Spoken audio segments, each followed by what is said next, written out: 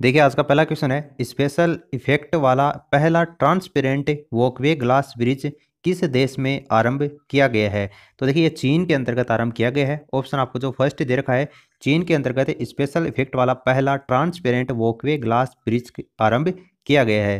Next question दे रखा है, 17 दिसंबर 2017 को किस देश के व्यक्ति ने समुद्र के रास्ते पूरे विश्व की यात्रा करने का एक नया रिकॉर्ड बनाया है। तो देखिए इसका राइट आंसर होगा फ्रांस के व्यक्ति हैं वो फ्रांस, क्या होगा इसका करेक्ट आंसर होगा। नेक्स्ट क्वेश्चन दे रखा है, 7 दिसंबर 2017 को किसने चाबहार बंदरगाह के पहले चरण का उद्घाटन किया है। तो देखिए इसका उद्घाटन हसन रूहानी के द्वारा किया गया है। ऑप्शन सेकंड इसका राइट आंसर होगा। चाबहार बंदरगाह भारत ईरान की संयुक्त परियोजना में से एक है। ऑप्शन सेकंड इसका करेक्ट आंसर होगा। नेक्स्ट क्वेश्चन आपको दे रखा है, 2 दिसंबर 2017 को किस ब्रिटिश गायिका को संयुक्त राष्ट्र में पर्यावरण की वैश्विक सद्भावना दूत बनाया गया है। तो देखिए एली गोल्डिंग को बनाया गया है। ऑप्शन सेकंड जो आपको दे रखा है एली गोल्डिंग, वो इसका करेक्ट आंसर होगा। नेक्स्ट क्वेश्चन है, हाल ही में कौन सा देश राष्ट्रीय रेडियो प्रसारण को समाप्त करने वाला पहला देश बना है। तो देखिए इसका राइट आंसर होगा नॉर्वे। नॉर्वे जो देश है वो राष्ट्रीय रेडियो प्रसारण को समाप्त करने वाला पहला देश बना है। नेक्स्ट क्वेश्चन दे रखा है, 30 नवंबर 2017 को किस भारतीय मूल की अमेरिकी सिख महिला को मेयर के रूप में चुना गया है। इसका राइट आंसर होगा प्रीत दिदबल। प्रीत जो दिदबल है उनको चुना गया है मेयर के रूप में, ये इसका करेक्ट आंसर होगा। नेक्स्ट क्वेश्चन दे रखा है, 6 दिसंबर 2017 को किस देश ने यरूशलम को इजराइल की राजधानी के रूप में मान्यता प्रदान की है। तो देखिए इसका करेक्ट आंसर होगा अमेरिका। अमेरिका ने इसको मान्यता प्रदान की है। वर्ष 1948 से लेकर अब तक यरूशलम को लेकर फिलिस्तीन और इजराइल के बीच में विवाद चल रहा था। नेक्स्ट क्वेश्चन आपको दे रखा है, 14 नवंबर 2017 को किस देश ने योग को खेल गतिविधि के रूप में शामिल करने की आधिकारिक मान्यता दी है। तो देखिए इसका राइट आंसर होगा ऑप्शन आपको जो सेकंड दे रखा है सऊदी अरब, वो इसका करेक्ट आंसर होगा। देखिए 11 दिसंबर 2014 को संयुक्त राष्ट्र महासभा ने अंतर्राष्ट्रीय योग दिवस को वैश्विक तौर के ऊपर स्वीकृति प्रदान की थी और योग दिवस है वो 21 जून को प्रतिवर्ष मनाया जाता है। उसके बाद में नेक्स्ट क्वेश्चन आपको दे रखा है, नवंबर 2017 में किस देश ने उत्तरी कोरिया को आतंकवाद को बढ़ावा देने वाला देश घोषित किया है। तो देखिए इसका करेक्ट आंसर होगा आपको जो ऑप्शन थर्ड दे रखा है अमेरिका, वो इसका करेक्ट आंसर होगा। अमेरिका ने उत्तरी कोरिया को आतंकवाद को बढ़ावा देने वाला देश घोषित किया है।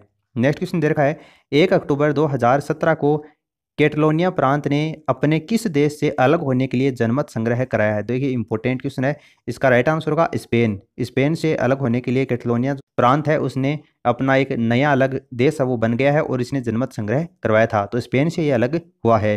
नेक्स्ट क्वेश्चन आपको दे रखा है, 24 नवंबर 2017 को जिम्बाब्वे के नए राष्ट्रपति कौन चुने गए हैं। तो देखिए इसका राइट आंसर होगा एमरसन नंगांगवा। एमरसन नंगांगवा इसका राइट आंसर होगा। उन्होंने रॉबर्ट मुगाबे का स्थान लिया है। मुगाबे ने जिम्बाब्वे के ऊपर 37 वर्षों तक इन्होंने शासन किया था। उसके बाद में नेक्स्ट क्वेश्चन आपको दे रखा है, 21 नवंबर 2017 को किस भारतीय न्यायाधीश को पुनः अंतर्राष्ट्रीय न्यायालय में न्यायाधीश के पद के ऊपर चुना गया है। तो इसके इसका करेक्ट आंसर होगा जस्टिस दलबीर भंडारी। जस्टिस दलबीर भंडारी इसका करेक्ट आंसर होगा। गौरतलब है कि अंतर्राष्ट्रीय न्यायालय में न्यायाधीश बनने के लिए महासभा और सुरक्षा परिषद दोनों में जीत दर्ज करने का बेहद आवश्यक है। वर्तमान में जो न्यायमूर्ति भंडारी हैं वो आईसीजे में बतौर न्यायाधीश के रूप में कार्यरत हैं, जिनका कार्यकाल फरवरी 2018 में समाप्त होने वाला था। अतः उन्हें पुनः 9 वर्ष के लिए एक और कार्यकाल के लिए निर्वाचित किया गया है। तो दलबीर सिंह भंडारी इसका करेक्ट आंसर होगा। अंतर्राष्ट्रीय न्यायालय का जो मुख्यालय की बात करें तो द हेग जो कि नीदरलैंड्स में स्थित है, वहाँ पर अंतर्राष्ट्रीय न्यायालय का मुख्यालय स्थित है। इसमें संयुक्त राष्ट्र महासभा और सुरक्षा परिषद के द्वारा निर्वाचित 15 न्यायाधीश इसके अंतर्गत होते हैं, जिनके कार्यकाल की बात करें तो 9 वर्ष इनका क्या होता है कार्यकाल होता है। वर्तमान में आईसीजे के जो अध्यक्ष हैं वो कौन है, रोनी अब्राहिम आईसीजे के अध्यक्ष हैं।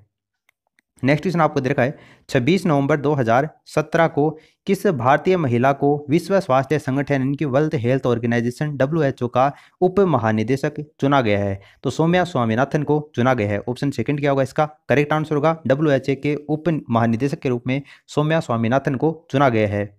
नेक्स्ट क्वेश्चन है, 10 नवंबर 2017 को यूनिसेफ की महानिदेशक किसे नियुक्त किया है। इंपॉर्टेंट क्वेश्चन है। आंद्रे अजोल क्या होगा इस क्वेश्चन का राइट आंसर होगा। आंद्रे अजोल को यूनिसेफ की महानिदेशक के रूप में नियुक्त किया गया है।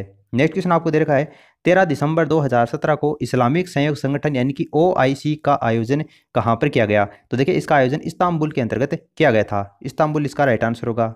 नेक्स्ट है जलवायु परिवर्तन प्रदर्शन सूचकांक 2018 में भारत की रैंकिंग कितनी है? तो देखिए इसमें भारत की रैंकिंग है वो कौन सी है? 14 नंबर की है। वर्ष 2018 के जलवायु परिवर्तन जो प्रदर्शन सूचकांक है उसमें बात करें स्कोर की तो 74.32 स्कोर के साथ में स्वीडन है वो शीर्ष स्थान के ऊपर है, जबकि विगत वर्ष जो फ्रांस है वो प्रथम स्थान के ऊपर रहा है। प्रथम 5 देशों की बात करें तो इसमें स्वीडन है, लिथुआनिया, मोरक्को, नॉर्वे और यूके हैं वो इसमें 5वें स्थान के ऊपर है। जबकि भारत की रैंकिंग की बात करें तो भारत इसमें 14वें स्थान के ऊपर रहा है। नेक्स्ट क्वेश्चन आपको दे रखा है 16 से लेकर 17 नवंबर 2017 को सतत विकास युग में टीबी उन्मूलन पर WHO वैश्विक मंत्री स्तरीय जो सम्मेलन है उसका आयोजन सम्मेलन जो है वो कहाँ पर संपन्न हुआ है? तो मॉस्को के अंतर्गत इसका आयोजन किया गया है। ऑप्शन आपको जो फोर्थ दे रखा है वो इसका करेक्ट आंसर होगा। विश्व स्वास्थ्य संगठन की वैश्विक टीबी रिपोर्ट 2017 की बात करें तो टीबी ग्रसित लोगों की संख्या है वो 28.2 लाख से घटकर कितनी हो गई है? 27 लाख हो गई है। और पिछले एक वर्ष के अंतर्गत मृत्यु में 60,000 की कमी भी दर्ज की गई है। तो इसके अंतर्गत मॉस्को इसका करेक्ट आंसर होगा। फिर आपको नेक्स्ट क्वेश्चन दे रखा है 6 से लेकर 17 नवंबर 2017 को संयुक्त राष्ट्र जलवायु परिवर्तन सम्मेलन कहाँ पर आयोजित किया गया? तो देखिए इसका आयोजन फिजी देश के अंतर्गत किया गया था। COP23 का आयोजन है वो फिजी के बोन शहर में नवंबर 2017 को इसका आयोजन किया गया था। नेक्स्ट क्वेश्चन आपको दे रखा है एशियाई मंत्री स्तरीय ऊर्जा गोलमेज सम्मेलन के संबंध में क्या सही है? तो आपको 2 कथन दे रखे हैं और बताना है कि कौन सा कथन इसके अंतर्गत एशियाई मंत्री स्तरीय ऊर्जा सम्मेलन है उसके बारे में सही दे रखा है। तो देखिए 7वां एशियाई मंत्री स्तरीय ऊर्जा गोलमेज सम्मेलन है उसकी मेजबानी थाईलैंड ने की है, तो ये बिल्कुल आपको सही दे रखा है। फिर नेक्स्ट है 6वां एशियाई मंत्री स्तरीय ऊर्जा गोलमेज सम्मेलन का आयोजन कतर के अंतर्गत हुआ था, ये कथन भी आपको सही दे रखा है। दोनों कथन आपको इसमें सही दे रखे हैं, इसलिए कूट आपको जो फोर्थ दे रखा है दोनों कथन सही है, ये इसका करेक्ट आंसर हो जाएगा। देखिए 1 से लेकर 3 नवंबर 2017 के मध्य 7वां एशियाई मंत्री स्तरीय गोलमेज सम्मेलन है वो थाईलैंड के बैंकॉक के अंतर्गत इसका आयोजन किया गया था। इस सम्मेलन का मुख्य विषय रहा था संक्रमण काल में वैश्विक ऊर्जा बाजार अवलोकन से कार्रवाई तक, तो ये इसका विषय रहा था।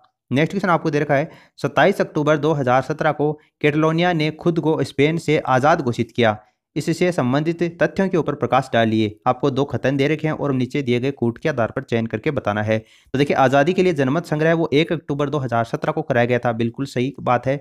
नेक्स्ट दे रखा है जनमत संग्रह के पहले कैटलोनिया की प्रांतीय संसद में आज़ादी का जो प्रस्ताव है वो 70:10 के बहुमत से पास, तो ये कथन आपको इसके अंतर्गत गलत दे रखा है। कथन आपको फर्स्ट इसमें सही दे रखा है, तो देखिए कूट इसमें आपको दे रखा है केवल फर्स्ट सही है। ऑप्शन आपको जो फर्स्ट दे रखा है वो इसका करेक्ट आंसर हो जाएगा। नेक्स्ट क्वेश्चन आपको दे रखा है 14 नवंबर 2017 को 15वें आसियान भारत शिखर सम्मेलन का आयोजन कहां पर किया गया? तो देखिए इसका आयोजन किया गया था मनीला के अंतर्गत। 15वें आसियान भारत शिखर सम्मेलन में 10 दक्षिणी पूर्वी एशियाई राष्ट्र थे, जिसके अंतर्गत Indonesia, Malaysia, Philippines, Singapore, Brunei, Cambodia, Laos, Myanmar, Vietnam, Thailand के नेताओं के अंतर्गत इसने भाग लिया था। तो मनीला के अंतर्गत इसका आयोजन किया गया था। नेक्स्ट क्वेश्चन दे रखा है अमेरिका की ट्रेवल गाइड कंपनी जिसका नाम है लोनी प्लेनेट, उसने वर्ष 2018 में यात्रा हेतु किस देश को पहला स्थान दिया है? तो देखिए इसका राइट आंसर होगा पुर्तगाल को इसने पहला स्थान दिया है। इस सूची के अंतर्गत भारत के लाहौल और स्पीति को 8वां स्थान प्राप्त हुआ है, जबकि पहला स्थान है वो किसको प्राप्त हुआ है? पुर्तगाल को प्राप्त हुआ है। नेक्स्ट क्वेश्चन देखा है विश्व की पहली ट्रैक रहित स्मार्ट ट्रेन का किस देश में परिचालन प्रारंभ किया गया है? तो देखिए चीन के अंतर्गत इसका प्रारंभ किया गया है और इस ट्रेन की अधिकतम चाल की बात करें तो 70 किलोमीटर प्रति घंटा इसकी अधिकतम मैक्सिमम स्पीड है। नेक्स्ट आपको दे रखा है 14 अक्टूबर 2017 को यूनेस्को ने कार्यकारी बोर्ड ने किसे महानिदेशक पद के लिए नामित किया है?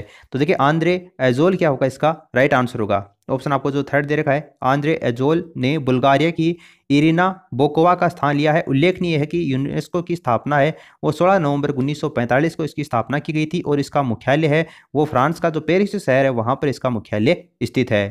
नेक्स्ट दे रखा है अक्टूबर 2017 से मार्च 2018 के मध्य Fiji, Kiribati, Tonga, Vanuatu, Nauru, Tuvalu और कुकू द्वीप में भारत महोत्सव आयोजित किया जाएगा। इस दौरान अंतर्राष्ट्रीय हिंदी सम्मेलन कहां पर आयोजित किया जाएगा? इंपॉर्टेंट क्वेश्चन है। फिजी क्या होगा इस क्वेश्चन का राइट आंसर होगा।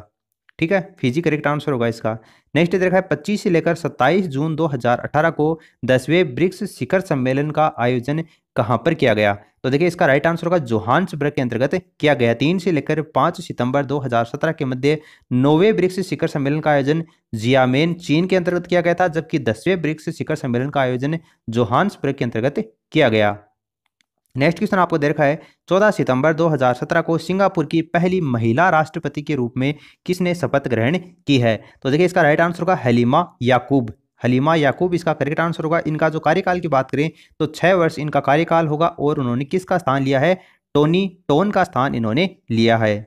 नेक्स्ट क्वेश्चन आपको दे रखा है 1 अगस्त 2017 को चीन ने किस देश में अपना पहला सैन्य अड्डा स्थापित किया है? जिबूती इसका राइट आंसर होगा। जिबूती हिंद महासागर के उत्तरी पश्चिमी किनारे के ऊपर स्थित है और इथियोपिया, इरिट्रिया और सोमालिया के बीच में एक छोटा जो बंजर यानी कि अनउर्वर देश है। यह स्वेज नहर से लाल सागर के मार्ग में दक्षिणी प्रवेश द्वार के ऊपर स्थित है। फिर आपको नेक्स्ट क्वेश्चन दे रखा है 11 अगस्त 2017 को उहुरु केन्याटा किस देश के राष्ट्रपति के रूप में निर्वाचित किए गए हैं? तो इसका राइट आंसर होगा केन्या देश के राष्ट्रपति के रूप में निर्वाचित हुए हैं। केन्या एक पूर्वी अफ्रीकी देश है जिसकी राजधानी की बात करें तो नैरोबी क्या है, केन्या की राजधानी है। तो ये आप ध्यान रखना, उनके राष्ट्रपति के रूप में ये निर्वाचित किए गए हैं। तो देखिए दोस्तों, ये जो आरपीएससी फर्स्ट ग्रेड के टेस्ट पेपर की सीरीज है वो कंटिन्यू इसी तरीके से जारी रहेगी। वीडियो अच्छा लगा तो इसे लाइक करके मोटिवेट करें, अपने दोस्तों के साथ में इस वीडियो को शेयर कीजिए। चैनल पर पहली बार आए हैं तो सब्सक्राइब करने के साथ साथ में घंटी के आइकन को प्रेस कर लें ताकि लेटेस्ट अपडेट आपको समय समय के ऊपर मिलते रहें।